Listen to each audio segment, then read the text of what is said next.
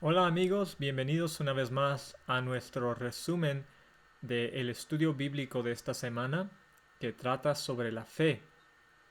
Antes de empezar, vamos a empezar con una oración. Padre nuestro que estás en los cielos, Señor, gracias te damos por la oportunidad de abrir tu palabra y entender tu palabra. Pedimos tu Espíritu Santo que nos guíe e ilumine para que nuestras vidas sean transformadas para ser más como la de Jesús. En el nombre de Jesús. Amén. Como lo mencioné, esta semana estamos viendo el tema importante de la fe. La fe es un tema que es muy poco entendido en temas prácticos. Así que podemos tomar muchos ángulos en cuanto a la fe. Hemos estado hablando sobre las últimas semanas acerca de la evidencia, las evidencias que existen para nuestra fe y cómo podemos saber que podemos tener una creencia inteligente, una creencia firme y concreta sobre lo que Dios ha revelado y cómo podemos confirmar estas cosas por medio de la historia y por medio de la ciencia y lógica y diferentes puntos de vista. Así que en una manera simple, quiero que vean las conexiones entre la creencia en la Biblia, como lo hemos estado hablando, en cuanto a la fe, tener fe en eso, pero vamos a estar hablando mayormente hoy en cuanto a una fe viviente, cómo ejercitar nuestra confianza en Dios en una manera práctica. Así que uh, para los que no han recibido este estudio, eh, lo tenemos en inglés y en español. Yo ya se los he enviado. Si no lo han recibido, por favor, comuníquense conmigo para que se los pueda enviar. Así que es importante que hagan este estudio antes de escuchar este resumen. Um, Así que vamos a ver qué es lo que es la fe. Me gusta empezar en el libro de Hebreos, capítulo 11. Hebreos, capítulo 11. Y empezando con el versículo 1, vamos a leer hasta el versículo 3. Dice así: es pues la fe la sustancia de las cosas que se esperan, la demostración de lo que no se ve, porque por ella alcanzaron buen testimonio los antiguos. Por fe entendemos haber sido constituido el universo por la palabra de Dios, de manera que lo que no se ve de manera que lo que se ve fue hecho de lo que no se veía. Vamos a empezar hablando un poco acerca de este concepto de fe. ¿Qué significa la fe? Todo lo que leemos en la Biblia requiere fe. Requiere fe, creer que Dios creó este mundo en 6 días y que habló todo lo que vemos aquí a nuestro alrededor por el poder de su palabra. ¿Por qué requiere fe? Requiere fe por el hecho de que tú y yo no estuvimos ahí. No lo vimos con nuestros propios ojos, no pudimos observarlo y experimentarlo personalmente hablando. Entonces tenemos fe, confiamos que lo que está escrito aquí en la Biblia realmente sucedió. Es por eso que muchas personas dicen que nosotros tenemos una fe ciega, una fe que no se basa sobre evidencias. Sin embargo, como hemos visto ya en el último mes, hay tanta evidencia para mostrar que lo que la Biblia dice realmente sucedió. Y es cierto que la fe no elimina toda posibilidad de especulación en cuanto a que algo sucedió o no sucedió, y en cuanto al hecho de que el futuro, como no lo conocemos, que será como Dios dice que será. Sin embargo, tenemos tanta evidencia para mostrar nuestra fe, que es una fe basada sobre evidencias, una fe inteligente. Y como ya hemos mencionado anteriormente, los que se oponen a esta idea y adoptan las ideas del evolucionismo, de, de Darwin, de todo ese tipo de cosas, ese tipo de creencias también requiere fe, pero es una fe, esa sí es una fe ciega, es una fe ilógica, porque aparte del hecho que nadie estuvo ahí, no se puede demostrar históricamente que esto sucedió. Y requiere mucho más fe creer en ese tipo de cosas que creer en lo que la Biblia nos enseña y nos continúa a mostrar al hecho de que los eventos mundiales continúan a desarrollarse y a confirmar lo que la Biblia ya ha predicho. En fin, ¿qué es la fe? La fe es confianza, confianza en Dios, confianza de que lo que Dios ha dicho es cierto y será cierto. La confianza es un concepto interesante porque es algo que es necesario para que cualquier relación pueda continuar de una manera sana. Sin confianza no puede haber una relación fuerte y vibrante. ¿Y cómo es que la confianza se desarrolla? ¿Cómo es que la confianza se crece? Bueno, la Biblia nos dice que a todo hombre se le ha dado una cantidad de fe. Y en Romanos leemos que la fe viene por escuchar la palabra de Dios. Así que nosotros al leer la Biblia, nuestra fe incrementa. Y nosotros al ver lo que Dios hizo en la vida de las personas de la Biblia, se nos inspira a confiarle a Él nuestra vida y que Él pueda hacer lo mismo en nuestras vidas. Así que pónganse a pensar en las relaciones más íntimas que tienen ustedes, ya sea con sus parejas o con sus hijos o con amigos, personas que no sean familiares de sangre, pero que ustedes conocieron y que han llegado a tener relaciones con estas personas que son aún más fuertes y más vibrantes quizás que las que tienen con sus propios miembros de familia de sangre. ¿Cómo fue que desarrollaron este tipo de relaciones con esas personas? Empezaron por invitarlas a su casa y darles acceso a toda la información personal que ustedes tienen. No, empezaron con cosas pequeñas. Quizás se conocieron en el trabajo o se conocieron en la iglesia o en un lugar similar. Y conforme ustedes tomaron el interés de llegarse a conocer, quizás fueron a comer, eventualmente quizás nos invitaron a su casa para a un convivio o X cosa. Y como ustedes fueron observando la relación y esta persona y cómo esta persona es, esto los llevó a tomar más riesgo en la relación y estar dispuestos a extender una confianza más profunda, y conforme esta persona fue mostrándose leal a la confianza que se le extendió, ustedes continúan a extender esa confianza de una manera más fuerte y de una manera más profunda. De tal manera que al principio de la relación probablemente no le hubieran entregado las llaves de su casa o de su carro a este individuo, pero con el tiempo y al probar su lealtad, ven que es alguien al cual ustedes están dispuestos a tomar ese riesgo, porque siempre hay riesgo, porque el riesgo se basa sobre lo desconocido. A pesar de que alguien ha sido leal, puede convertirse en desleal en el futuro. Entonces, conforme la relación se fue desarrollando, ustedes estuvieron dispuestos a tomar riesgos más profundos con esas personas y a extenderles más lealtad. Bueno, las buenas noticias es que Dios siempre es leal, Dios siempre es fiel. Y al conocer más a Dios, vemos que le podemos entregar toda nuestra vida. Romanos 1, vamos a Romanos capítulo 1. Romanos capítulo 1 y vamos a leer el versículo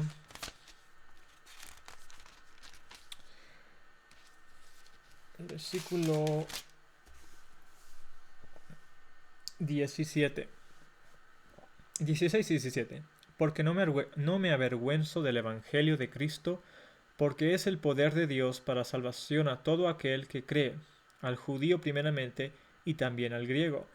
Porque en él la justicia de Dios es revelada de fe en fe, como está escrito, mas el justo por la fe vivirá. Y es en ese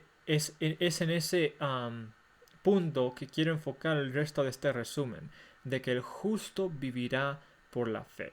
¿Qué significa vivir por fe? Quiero dar una ilustración.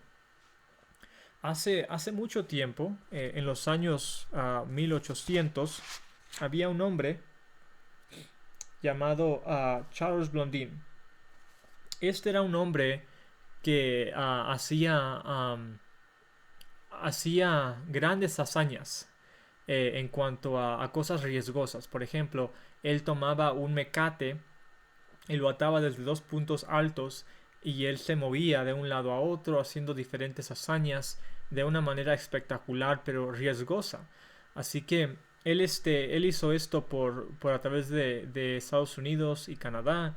Y un lugar favorito de él fue las cataratas de Niágara, que están en la frontera de Estados Unidos y de Canadá. Y él tomó un mecate de más de 1000 pies de longitud, aproximadamente de 3 pulgadas, 3 1/4 de pulgadas en diámetro, y y 160 pies sobre el agua, donde estaba el agua. En fin, él lo que hacía fue de que ataba este mecate y iba de un lado a otro. A veces se paraba a la mitad del mecate, a mitad de camino, y ahí preparaba su almuerzo, su comida, comía, se levantaba, seguía y hacía otro tipo de hazañas así. Un día, después de haber hecho este tipo de cosas varias veces y que él tenía una reputación, la gente al verlo empezar a acomodar sus cosas, se empezaba a juntar para verlo, para ver qué gran hazaña iba a hacer en este día. Y en este día particular, él miró a la multitud e hizo una pregunta y dijo: ¿quién de ustedes cree que puedo tomar a un hombre es un wheelbarrow? Es una herramienta que tiene una rueda enfrente, que tiene dos agarraderas de atrás, que se usa para mover roca, lodo, todo tipo de cosas, herramientas, en fin, tiene una rueda. Y él dice: ¿quién de ustedes cree que puedo tomar a alguien, ponerlo sobre este carro y atravesarlo de un lado a otro, de una manera, segura, salva? Y todos dijeron: sí, tú puedes, tú puedes. Y después él hizo otra pregunta y dijo: ok, ¿quién de ustedes se anima a subir dentro del carro? Y fue ahí que la multitud se volvió totalmente silenciada. Nadie estaba dispuesto a subirse al carro con él y ser partícipe de su gran hazaña. ¿Realmente creían ellos que él tenía la habilidad de poder mover a alguien de una manera salva a través de ese mecate? No. Ellos decían que creían, pero realmente no creían. Y es aquí algo muy importante. Cuando hablamos acerca de fe en Dios, cuando hablamos acerca de la creencia en Dios, estamos hablando mucho más que solamente aceptar que ciertas cosas son ciertas. Por ejemplo, una gran cantidad de personas, si usted le hace la pregunta que si creen en Dios, probablemente le van a decir que sí. Ellos creen que Dios existe, ellos creen que Dios murió por él o ella, ellos creen que Dios los ama o cosas similares. Pero la creencia, la fe de la cual nosotros estamos hablando y a la cual Pablo se refiere cuando dice que el justo por la fe vivirá, es mucho más que solamente aceptar que algo es cierto, que algo existe, que algo es de tal manera. Así que podemos nosotros aceptar que Dios existe y que todas estas cosas son ciertas, pero en el sentido bíblico eso no es fe, es parte de la fe, pero eso en sí no es fe. La fe tiene un aspecto de entrega, tiene un aspecto de acción, tiene un aspecto práctico, um, que sin ese aspecto realmente no es fe, solamente es aceptar que ciertas cosas son ciertas. En Juan 3:16, cuando se nos dice que de tal manera amó Dios al mundo, que dio a su Hijo unigénito para que todo aquel que en él crea no se pierda, mas tenga vida eterna, ese tipo de creencia es mucho más que solamente decir: sí, yo creo que Dios existe o yo creo en Dios. Tiene que ver con una entrega total de nuestro ser hacia Jesús. Quiero ilustrar esto con algunas historias bíblicas. En algunos de estos versículos no los voy a leer, los voy a resumir, ustedes los pueden leer en su propio tiempo. Pero hay una historia muy fascinante que se encuentra en el libro de Números. El libro de Números, capítulo 21, del versículo 4 al 8. Y en esta historia particular, el pueblo de Israel estaba atravesando el desierto Y como era frecuente con ellos, se estaban quejando en contra de Moisés, en contra de Dios, de que, oh, nos trajiste afuera para matarnos, para ah, matarnos de hambre, de sed. Así que estaban quejándose en contra de Dios, en contra de Moisés, y Dios permitió que los israelitas vieran cómo serían las cosas si realmente las cosas fueran como ellos estaban diciendo. Así que él, am, él quitó su protección que él les había estado extendiendo durante el tiempo que habían estado vagando por el desierto. Y empezó a suceder que serpientes empezaron a morder a las personas y gente empezó a morir.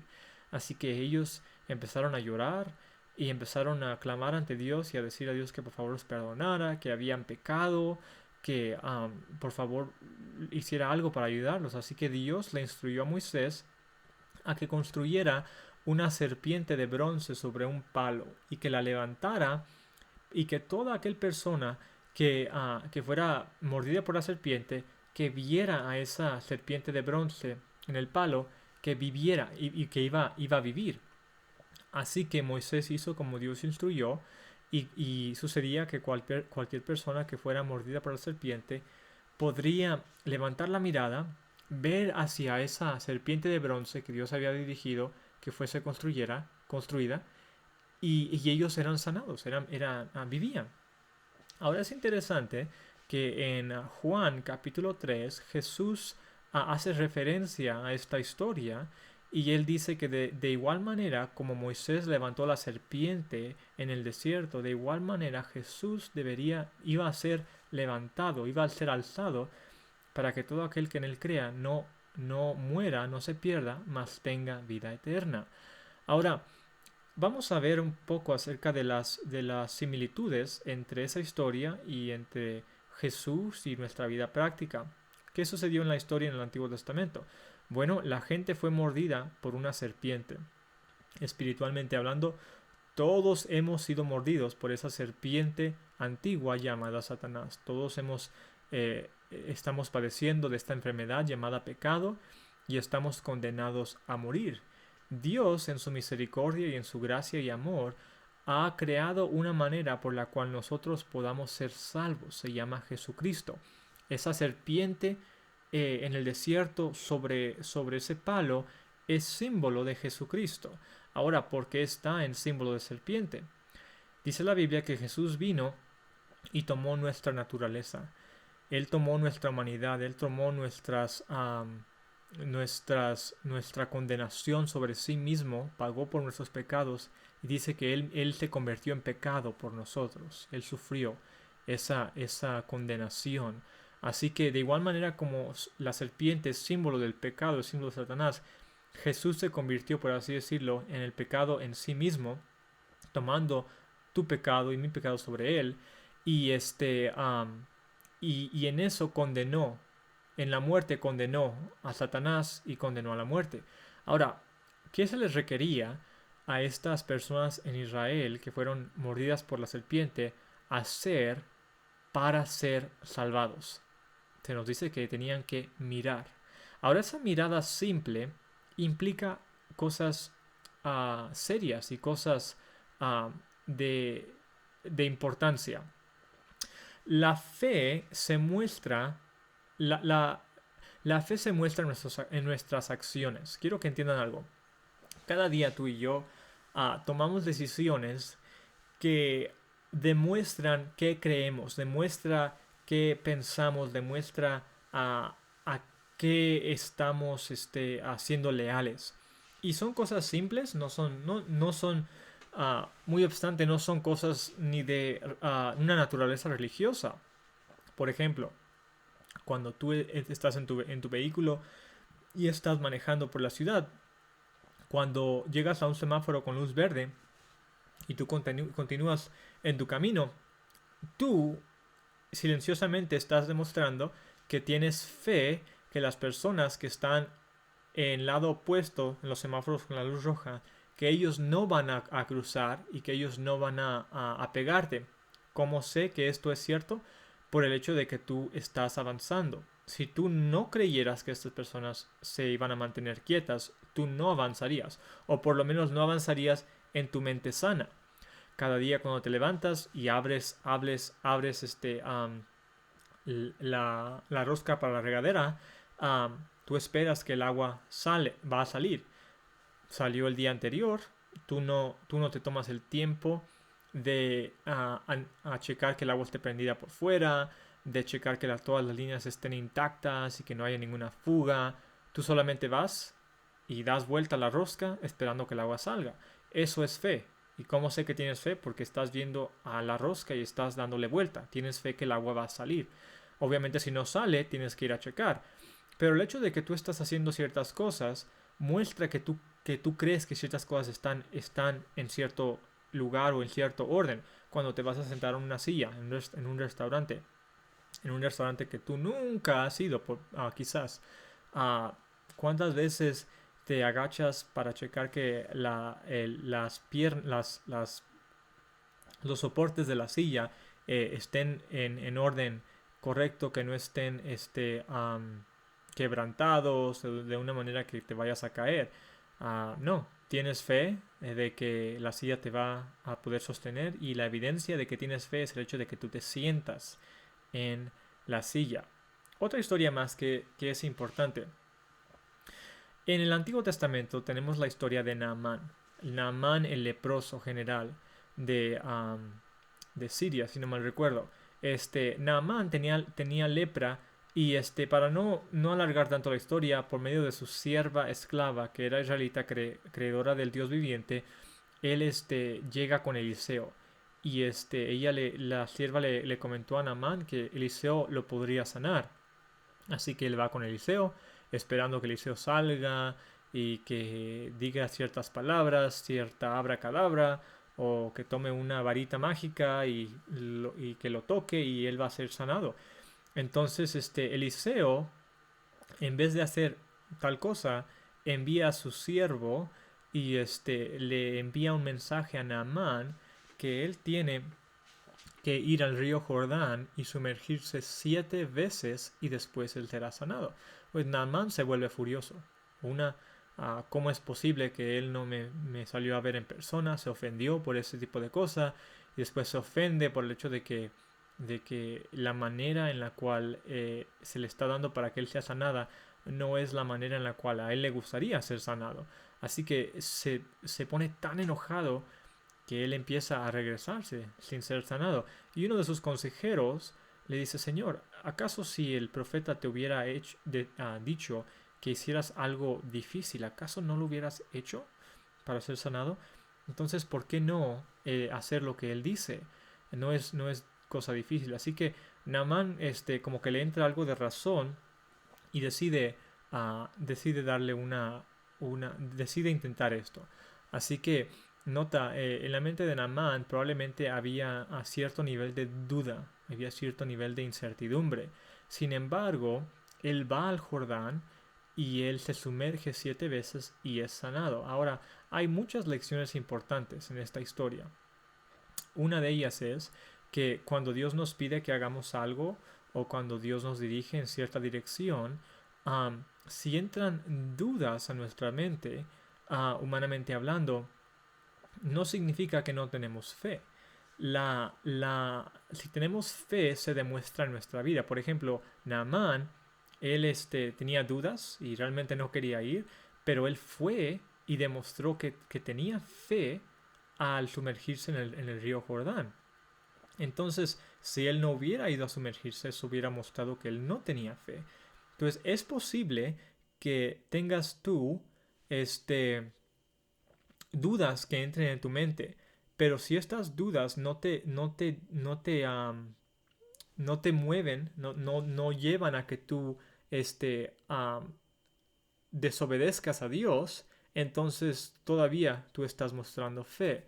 Am, la fe, a pesar de que no son obras de mérito, en otras palabras, nosotros al tenerle fe en Dios, de que Él nos va a salvar, nosotros no estamos obligando a Dios a que nos salve por el hecho de que nosotros tenemos fe. Simplemente estamos aceptando ese don y estamos mostrando que creemos en ese don por medio de nuestras vidas. Vamos de vuelta a la historia de Números. Cuando las personas miraban hacia a esta serpiente, el hecho de que ellos estaban mirando, esa mirada era evidencia de fe.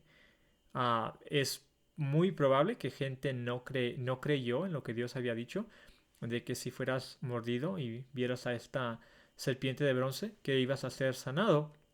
Y estas personas, al dudar, es muy probable que no dirigieron la mirada a esa serpiente. ¿Por qué? Porque no creían, no tenían fe de que eso realmente iba a suceder. Y eso se demostró en sus acciones. Y los que creían, aun si tenían duda o si no entendían la manera en la cual esto funcionaba científicamente hablando, por así decirlo, um, eso no los detuvo de hacer lo que Dios les dijo que hicieran y por consecuencia fueron sanados. Durante los evangelios, Jesús múltiples veces le dice a las personas a las cuales Él sana, tu fe te ha sanado, tu fe te ha sanado, tu fe te ha sanado. Y no es de que igual nuestra fe o nuestra confianza en lo que Dios dice o hace obliga a Dios, por así decirlo, como que nosotros estamos pagando a Dios a que nos ayude o a que nos sane. La fe es el medio, es la herramienta, por así decirlo, por la cual Dios obra para convertir lo que Él dijo en realidad en la vida de los que realmente confían en Él y en su palabra. Entonces la fe es el medio por el cual tú y yo somos salvos. No es algo que en sí tiene mérito, no es algo que en sí tiene algo por lo cual decimos, ok, Dios, tú me tienes que salvar porque yo tengo fe. No, Dios nos salva por gracia, es lo que dice Efesios 2, versículo 8, que por gracia somos salvos por medio de la fe. En otras palabras, ¿qué es gracia? La gracia es algo que no se puede comprar, no se puede ganar, no se puede, no podemos apuntar a algo dentro de nosotros por lo cual decimos que merecemos que Dios nos muestre gracia. Gracia es favor demostrado cuando no merecemos ese favor. Es por eso que es gracia. Así que por la gracia de Dios, Él envió a Jesucristo. Jesús murió por nuestros pecados. Y y ese don gratis se nos hace accesible a nosotros, pero si no tenemos fe, si no confiamos en ese don, si no confiamos en esa promesa de salvación, entonces no vamos a ser salvos, a pesar de que ese don sea gratis y no pueda ser ganado. Entonces, vamos de vuelta a esta idea de fe. Pablo dice en Romanos 1:17 que el justo vivirá por la fe. Vamos a ver un pasaje importante. Probablemente va a ser el último pasaje grande que vamos a anotar. Se encuentra en Segunda de Pedro. Segunda de Pedro, capítulo 1. Segunda de Pedro, capítulo 1 y versículos 3 y 4. Vamos a empezar desde el versículo 2. Dice, gracia y paz os sean multiplicadas en el conocimiento de Dios y de Jesús nuestro Señor. Como todas las cosas que pertenecen a la vida y a la piedad nos han sido dadas por su divino poder mediante el conocimiento de aquel que nos ha llamado a gloria y virtud. Ahora, en este versículo hay tantas cosas importantes que quiero resaltar. Dice, al principio del versículo 3, como todas las cosas que pertenecen a la vida y a la piedad nos han sido dadas por su divino poder. Cuando dice por su divino poder, ¿a cuál poder divino se está refiriendo? Es al poder divino de Dios. Y dice que por medio del poder divino de Dios se nos han dado todas las cosas que pertenecen a ¿qué? A la vida y a la piedad. ¿Qué es la piedad? La piedad es un carácter como el de Dios, un carácter de amor, un carácter de misericordia, un carácter de fidelidad, un carácter de firmeza. Ustedes entienden, un carácter como el de Jesús.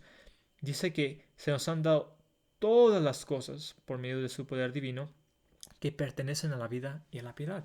Así que, mira, Dios nos está dando todo lo que tú y yo necesitamos para poder vivir la vida cristiana. Durante la Biblia se nos dice en Jeremías, por ejemplo, que nuestro corazón es engañoso, es perverso. Romanos claramente demuestra que la mente carnal, el corazón carnal, la actitud carnal odia a Dios y odia a su ley y que no puede. No es que solamente no quiere, dice que no puede, no es posible que se someta ante Dios. Es por eso que Jesús, en Juan capítulo 3 y en el Antiguo Testamento también, se nos muestra que tú y yo necesitamos nacer de nuevo.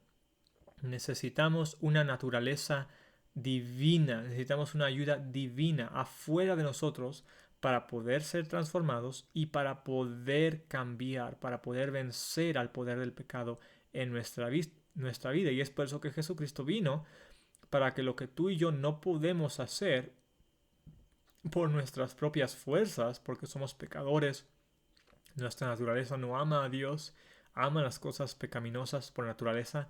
Jesús viene y a los que tienen fe, a los que confían en Él nos promete dar una naturaleza nueva y cambiarnos. Ahora nota, dice que Dios nos da todo. Si Dios nos da todo lo que pertenece para la vida y la piedad, eso significa que tú y yo no traemos nada. No tenemos nada bueno a lo cual podamos apuntar y decir, Señor, yo soy, yo merezco que tú me salves, yo merezco que tú me ayudes, yo merezco que tú me trates bien. No hay nada bueno dentro de nosotros. Lo único que tú y yo podemos traer es nuestro corazón quebrantado, pecaminoso, sucio, y darle nuestra voluntad hacia Dios. Así que mira, en este estudio no tenemos tiempo de ver todo lo que estoy a punto de decir, pero la Biblia nos dice que la fe es dádiva de Dios. Dice que el arrepentimiento es dádiva de Dios, que el perdón de pecados es dádiva de Dios. Dice que el poder para hacer la voluntad de Dios es dádiva de Dios. Hasta el querer el hacer la voluntad de Dios es dádiva de Dios. Todo lo que tú y yo necesitamos para ser salvos, para convertirnos en personas como el carácter de Jesucristo, se nos es dado gratis por fe. Vamos a continuar leyendo.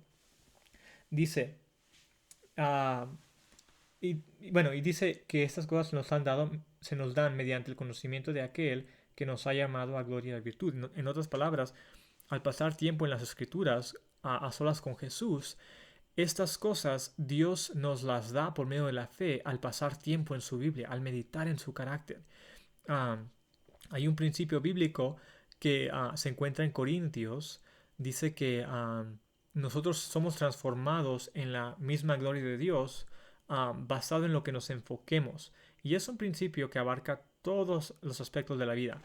Cualquier cosa a la cual tú continuamente te enfoques y en la cual tú continuamente te empapes de eso, tú te conviertes como eso. Así que, por ejemplo, si tú constantemente estás pensando en cosas violentas, en cosas malas, viendo películas, escuchando música que sugieran pensamientos sucios, inmundos, pecaminosos, tu mente se adapta a esos pensamientos y tú te conviertes más y más en esa manera de ser.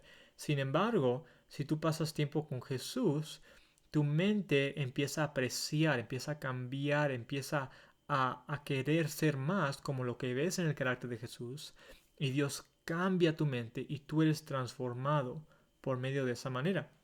Dice el versículo 4, por medio de las cuales nos ha dado preciosas y grandísimas promesas, para que por ellas, por las promesas, fuésemos hechos participantes de la naturaleza divina, habiendo huido de la corrupción que hay en el mundo por la concupiscencia o por los deseos pecaminosos.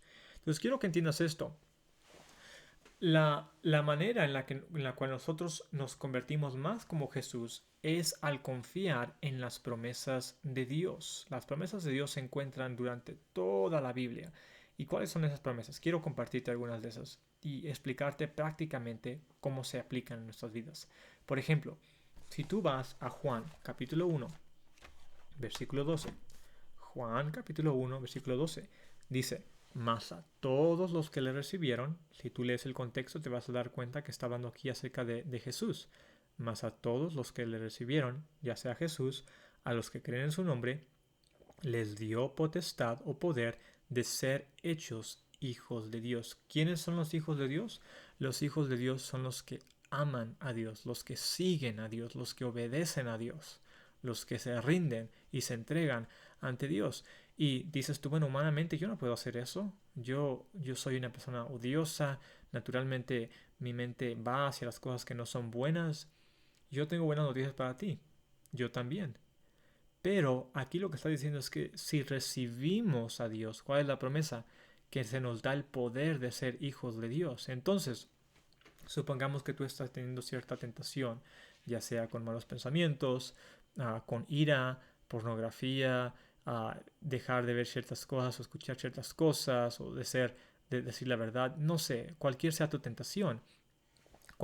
Si tú te entregas ante Dios, confiesas tus pecados y permites que Dios entre en tu vida, cuando el diablo entra a tratar de hacer que tú caigas con tentación, en vez de enfocarte en tu poder y en tu debilidad, quiero que te enfoques en el poder de Dios por medio de su palabra. Entonces supongamos que te llegue la urgencia de querer hacer algo que tú sabes que no debes hacer.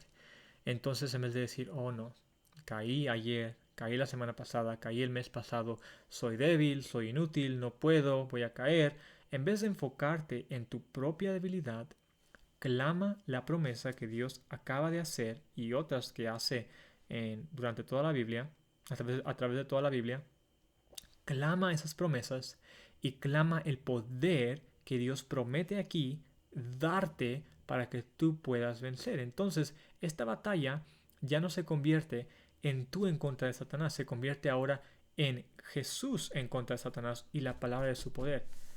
¿Tiene la palabra de Dios poder? Absolutamente. La palabra de Dios tiene poder.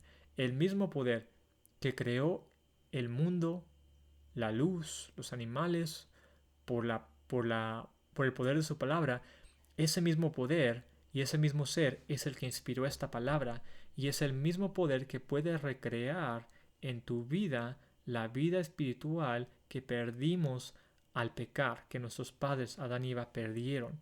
El mismo poder de recreación. Entonces tú clama esta promesa. Cuando llegue la tentación, enfócate en lo que dice Dios, enfócate en su poder, enfócate en su promesa. Ahora tú ya estás teniendo confianza en lo que dice Dios, no estás dudando y al ejercitar tu fe, tú puedes vencer esa tentación. No la estás venciendo por tus propias fuerzas, la estás venciendo por la palabra de la fuerza de la palabra de Jesús. Entonces así vivimos por fe. Cuando el diablo nos ataque, cuando el diablo envíe a tentaciones, problemas, en vez de enfocarte en tu debilidad y en tu insuficiencia, enfócate en la suficiencia de Jesús, en el poder de Jesús, en el conocimiento de Jesús, en todo de Jesús. Y cuando Jesús se vuelve todo para nosotros, no importa cuán débiles nosotros seamos por naturaleza, porque Dios nos cubre, Dios nos guía, Dios nos completa. Así que, de una manera muy práctica, esto es lo que es vivir por fe. Es tomar la vida de Jesús al pasar tiempo en su palabra día tras día y que esta palabra entre tanto en nuestra vida, en nuestro corazón, de que cuando lleguen los problemas y las tentaciones, nosotros estemos viviendo por fe en lo que Dios nos ha mostrado y mostrando nuestra fe por el hecho de que creemos lo que Dios dice y hacemos lo que Dios dice porque creemos en ello. Quiero terminar con este concepto, esta idea. Cada pecado es en su raíz egoísmo e incredulidad. Incredulidad. Porque mira, cada vez que viene una tentación, tú tienes dos opciones. Una, vas a confiar que Dios tiene el poder para mantenerte firme y fiel y vencer esa tentación. O vas a creer que Satanás tiene más poder y que tú no puedes resistir esa tentación por medio de la ayuda de Jesús. Entonces tú vas a mostrar o fe de que Dios puede ayudarte o vas a mostrar incredulidad de que Dios puede ayudarte. Y dependiendo en lo que tú hagas, ya sea creer o no creer, eso va a determinar tu acción. Entonces nuestras acciones demuestran si realmente tenemos fe o si no tenemos fe. Y vemos que si queremos estar listos cuando Jesús vuelva, como Pablo nos dice, el justo va a vivir por fe. No va a vivir por sus propias fuerzas o su propia inteligencia, pero va a vivir confiando en lo que Dios promete hacer en nuestra vida si se lo permitimos, al confiar y a entregarle nuestra vida.